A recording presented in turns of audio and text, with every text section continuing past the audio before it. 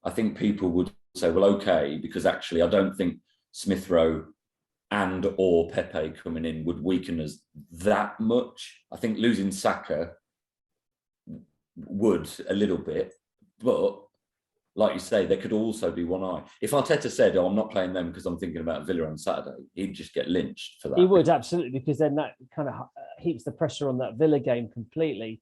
It heaps the pressure on the Villa game, and it sort of gives everyone a get out clause for the Liverpool game as well, which I don't particularly like. And we don't want to see ourselves as we want to see ourselves as one of the big boys. So we should be going head to head, toe to toe with Liverpool. And look at the rear guard action. You know, when we had a man sent off against Liverpool in the thingy Carabao Cup semi-final. You know, it may be a case of we have to, you know, perform a little bit more like that if Liverpool can dominate the ball or whatever. So let me put this scenario to you. We do that. We put in a fantastic performance. We like backs to the wall, and we get a draw. I think everyone can agree that would be a fantastic result against Liverpool. But we are so knackered, we end up losing to Villa. Because it's a 12:30 kickoff on a Saturday morning, and I don't think Villa are playing midweek. Yeah, I don't. It's how do you call it? So I always say like wins are better than draws. So I would take losing to Liverpool if we beat Villa. I'll take that now. I actually would take that now. We don't. Man United for some reason aren't playing at the weekend, so we'd actually have a 4-point lead on them with the game in hand still over them. And I think that's a pretty comfortable position to be in. Whereas 2 draws against Liverpool and Villa, yeah, great, but that's a point worse off. Yeah. It's a difficult one. Wenger often did, you know, he didn't always play the game in front of him. He often played the next game and rested players accordingly, and then admitted that he regretted some of those decisions. That had he had his time again, he wouldn't have done that. He would have played his strongest or a stronger team for the game that was in front of him. But it's a tough one. It's a tough one. We've just got to keep playing as well as we can, I think. I think all those players who play today will want to play against Liverpool. Absolutely, they will. Yeah, and so, yeah, give it to them. Give it to them. We haven't talked about the game still. Should we just do the key moments? Yeah. So okay, the goal. I've just got a stat here. I said to you in the game, I said Leicester are notoriously susceptible at corners. And they've had all sorts of injuries defensively. Fofana long term, Evans out. Yeah, that makes a big difference. That's their 12th goal this season they've conceded from a corner. But and just by comparison, Arsenal have conceded 119 corners this season and conceded 0 goals. Is that true? Yep. Oh, wow. So that's pretty impressive. There's a new set piece coach. Is it Nicholas Jova or Jova? Came from Brentford, didn't he? Yeah, yeah. And but that's pretty impressive statistic. Well, that's his appraisal done for next year. Then. It's like job done. Doesn't matter what happens in the last 12 games. But Partey didn't have to do anything. He took about 5 steps forward. It was a good delivery and a good header, but like you say, he's pretty much unchallenged. No challenge at all. Yeah. So that was good. 12th minute, that was nice to get the early goal. Not that Leicester were sitting back or would have sat back. I think their strength is certainly in attack as well.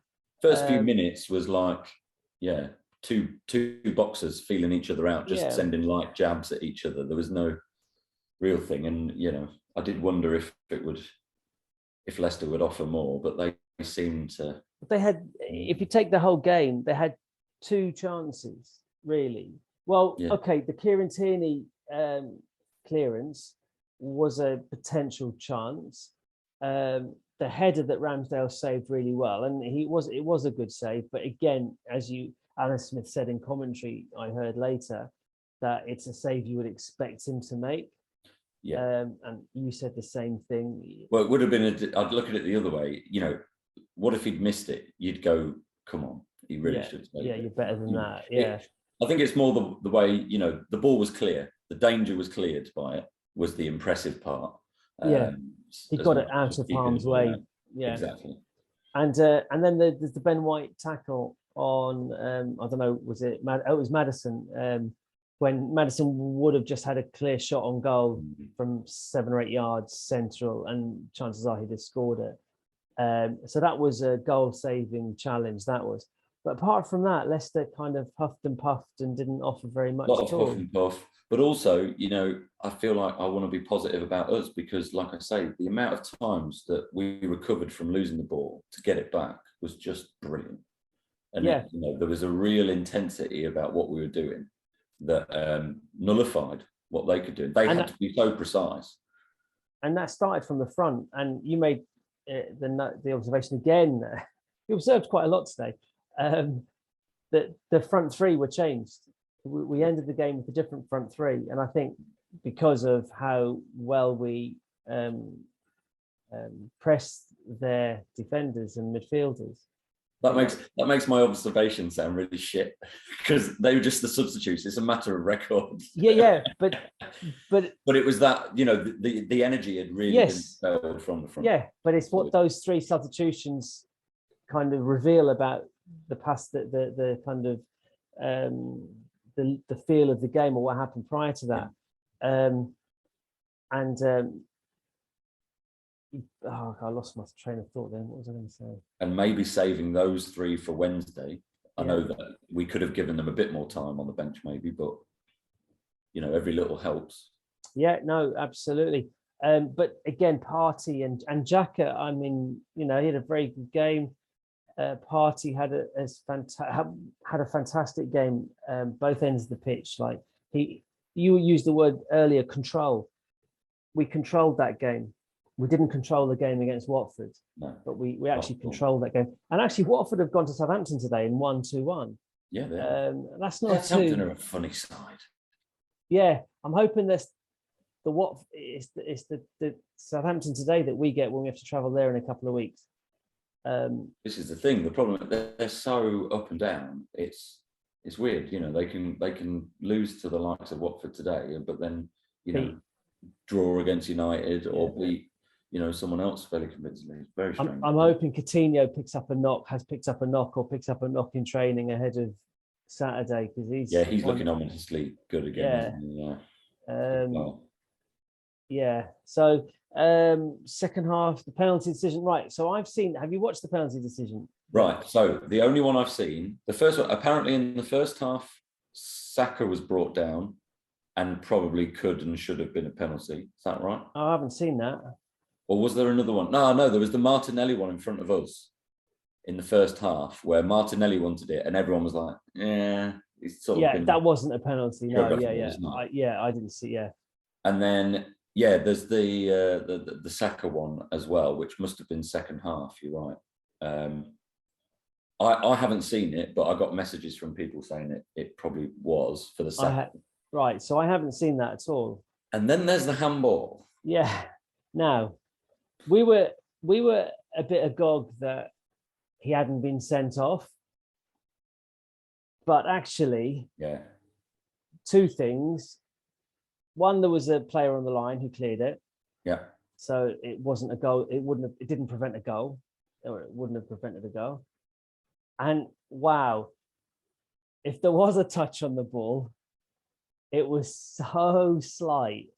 So the guy I was sat next to on the bus showed me a clip of it, and I was like, "Was that it?" Yeah. And I couldn't believe it. And I do actually have some sympathy for Leicester in the sense that, if the shoe's on the other foot and that's given against us. Well, we're claiming conspiracy, aren't we? I wouldn't believe it. So very, very harsh. And then what makes me even more sort of perplexed by the whole thing is how on earth it took 4 hours for them to come to the conclusion that actually, no, that was handball. When most football fans, all football fans, and us, we've got totally a biased view. You know, we're 2 Arsenal season ticket holders, you know, who benefited from this decision. We've taken one look at it and gone, no, not really. Yeah, if you think that, yeah, harsh. So the VAR guy is looking at it and must just be thinking, the ball's hit his hand.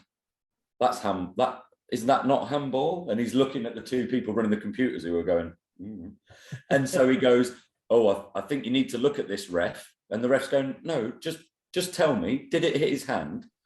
Well, yeah. We're not sure, so maybe. So it's handball. And he's like, yeah, not quite.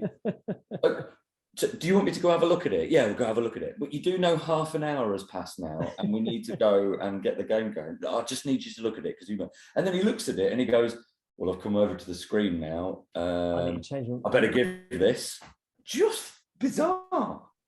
I think what happened was the guy, and I don't know who the VAR was, but he was what's the name of the referee we had today?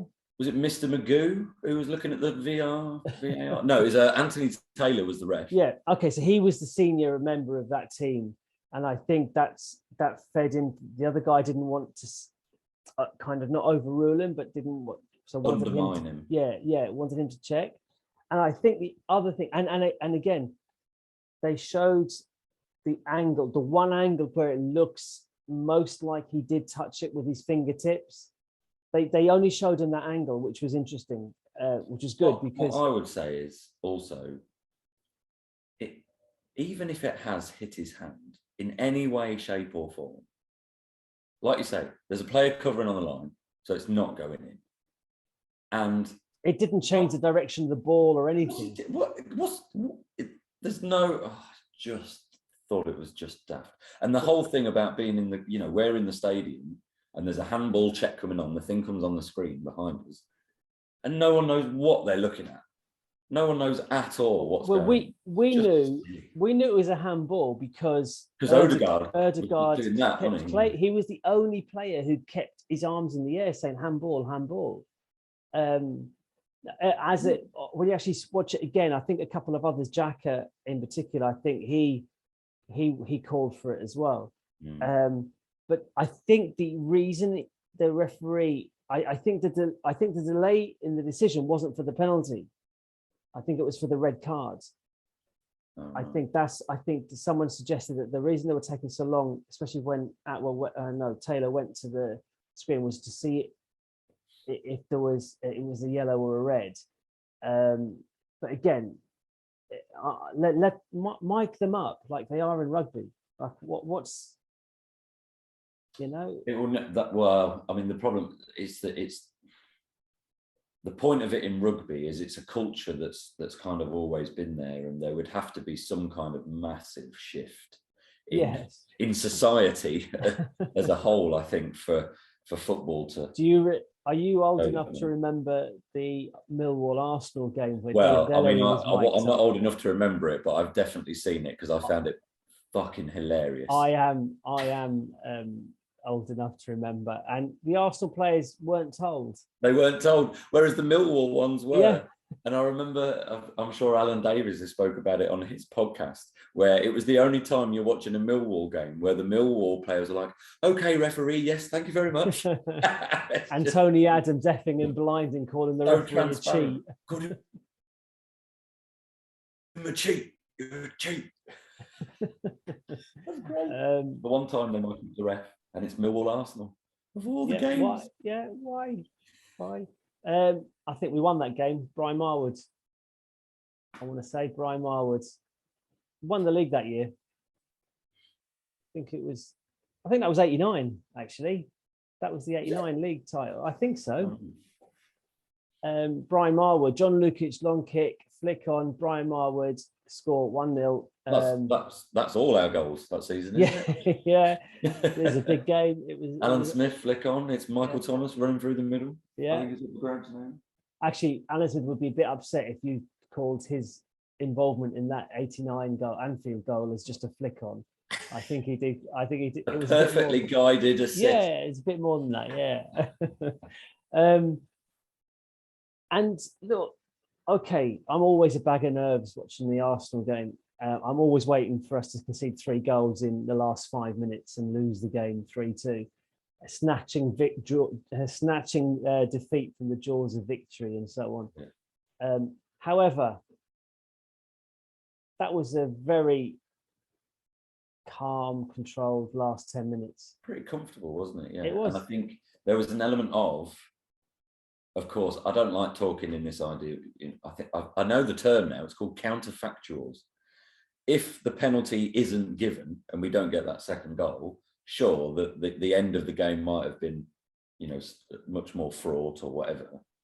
However, I don't think any Leicester fan would come away. They'll be annoyed about the penalty decision and this, that, and the other, but I don't think any of them will come away and think that we got a very undeserved 3 points, because we were on top for most of it. We created the better chances, just looked so much more sort of on it.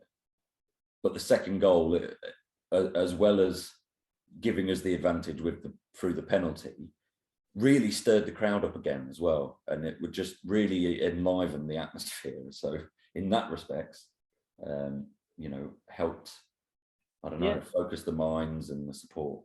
Would it surprise you if I told you that Leicester had 54% of the possession in the entire game? No, but only because I looked on the way home. But it's that thing of, it's all well and good, having the possession, but I just don't think they did enough with it. No. When they got towards our defensive third, we didn't give them or they were at least unable to create the clear opportunities needed. It was, I was still surprised though when I saw that, because I wrote down Arsenal v Leicester and I wrote down dominant, and then I went and looked at the statistics, and I looked at the possession percentages, and I crossed out dominant. I thought, well, I can't open with that but again, it wasn't. I'm not sure. That's a philosophical question, isn't it? How dominant can a team be if they don't have the ball as much? Okay. It's like, well, Leicester won the league not having the ball as much. No, for sure. Okay. So, another measure of dominancy, corners maybe. We had 2, they had 6. They had 6 corners. Yeah. Oh. I know the shots though. Oh, because they did those short corners that only one of our players went to stop. That's right. They had 2 or 3 down the second. Had 2 or 3 of those down the other end. Yeah. Cool. And we had 21 shots to their 6, but only I can't remember now. I didn't write down the on target ones, but we had 21 shots to their 6. So we were in an attacking sense, in a dangerous sense, we were more dominant than they were. But I think that 20-minute spell before half time, I think that's where we all said we need to get into half time without conceding, because they were in control. That was a real lull in terms of our control, but that didn't really materialize after half time. Arteta obviously kind of got his message across and got into them at half time, and it worked. There was a lot of messages going across as well. Yeah, he's very involved in the games, and we thought that might be difficult for him when the crowds are back in the stadium, because he was clearly like that during lockdown in the empty stadium. But actually, he seems to be getting the message across. But he's got I can't help but go back to the Wenger teams, and he's got some obvious captains on the pitch. Yes, we've gone from the only person who could be captain is Granit Xhaka, and look how that went, to Ramsdale, Ben White, Tierney. Gabriel has talked. You've missed out Gabriel there, and he constantly organising and talking and high-fiving and cajoling, and it's massively. It's and then you've got Xhaka still there. Partey, who I must look next time, because I don't know what kind of character he is, but he was dominant today in terms of the footballing side of things. I don't know vocally how dominant he is. But he doesn't need to be because he's got plenty of these strong characters around him, which is great. And Lacazette, obviously. But Lacazette's the leader and supportive. The two players that went off before him, he's up to them, arm round them, fist bump, whatever it is, and really, really supporting them. So yeah, he's definitely a leader. And the highlights have now just come on Match of the Day too. Oh well, I've paused it at the Leeds. I want to see the Leeds late winner because I thought that game was 1-1, but apparently a sub came on and scored. I'll be discussing and dissecting that with my father-in-law tomorrow, who is a Norwich fan. Oh, yeah, well, Norwich Dan. He's used to it. Yeah, but Leeds. I mean, today's results. I haven't looked at the table, the bottom half of the table, to be fair, but Everton have really come out badly from today's results. Yeah, because Watford winning. I mean, Burnley suffered yesterday, but Watford winning has got to put pressure. Watford's got to put pressure. Watford win's got to put pressure on Everton, surely. Yeah. And Leeds. Everton have got 3 games in hand. Right. But their form is just atrocious. Yeah. They'd have to play us, so they'll obviously get 3 points against us, won't they? We are the last game of the season, so it might be an interesting one if they're fighting for relegation to avoid relegation and we're going for top 4. That could end up being a real humdinger. Or don't you think the FA are waiting to rearrange the Arsenal Spurs game for the last game of the season as a champion? I don't think they can because they do that thing where they're all at the same time. Right, yeah. On a Sunday, so it will come before the end of the season. Unless there's food poisoning and then Spurs have to kick off an hour later. That's it. There have been exceptional circumstances because we mentioned Anfield 89, but that was delayed obviously because of Hillsborough. That was the Hillsborough one, yeah, absolutely. Yeah. And that was after the FA Cup final. And it was it was a Friday night, and it was like a 9 o'clock kickoff or something because it was delayed. When Ray Parlour scored the cup final goal against Chelsea, didn't we still have a fixture I think so. Play against United? Because I'm sure Parlour's done like an after-dinner speech or an anecdote on TalkSport or something where he talks about how Wenger comes up to him after the cup final and says, Ray, scored a great goal today. We've won the cup. Absolutely fantastic. But we've got an important match against Man United midweek and the league is on the line. So, have a drink or two, but please, don't go overboard. Well, of course, he gets back to Essex. He absolutely gets mortally drunk and this, that and the other. And of course, when we then go and beat United to win the league midweek, Wenger goes up to him and goes, see, Ray, I told you, you don't drink, you'll play well. There's that funny anecdote about, I think it was Ray Parlour as well. He thought he wasn't playing and he went to the players' lounge and he'd already downed 1 pint and the word came to him that there was an injury in the warm-up. He's in the starting lineup and get your kit on, get changed. And he's like, oh, crap, I've just had a pint. Don't tell anyone. I don't know, was it? You probably got man of the match. Yeah, well, Tony Adams famously got many man of the match awards whilst drunk and hungover. But a different era that wasn't it? Oh, God, yeah. Right. Okay. Look, it's late. It's 11:30. It's a school night. It's a school night now, isn't it? And so it's Liverpool on Wednesday, but we can worry about that on Wednesday. I'm sort of not worried about it. Like you say, it's a free hit. We're in good form. They're in good form. We've got things to play for. They've got things to play for. Should be looking forward to it. But I never look forward to that. No. Well, but having said that, I'm not fearing a 4-0 defeat again. Now, it might well happen. Well, that's what I like about this team as well, because I know we got pretty much pummeled by Man City, but we had a man sent off and the team weren't quite bedded in. But, this doesn't strike me as a team that will capitulate to that level. We might well do. No, it doesn't. You're absolutely right. But we might well do. I mean, didn't Aston Villa beat Liverpool 7-2 7-2 like last season? Crazy. So it does happen. It does happen. So I'm not, but I'm not expecting it to happen. I'm not assuming it's going to happen. I'm assuming we're going to lose, but it will be a tight.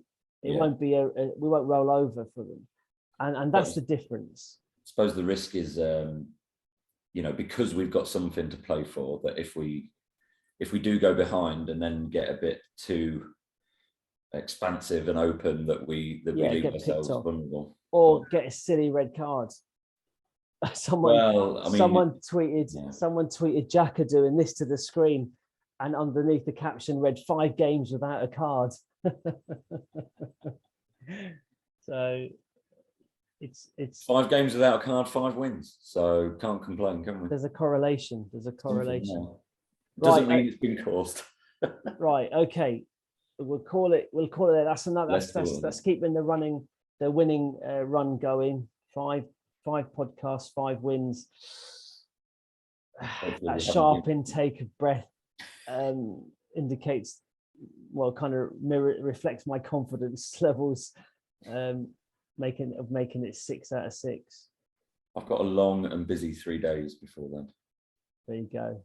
Ugh. Time will pass. Yeah. Cool. I should be up at 6 a.m. I'm sure, but hey ho. Right. Okay. We should say goodbye, and I'll stop record. I don't need to tell everyone that, but I'll do it anyway. Right. Good to chat. You too, mate.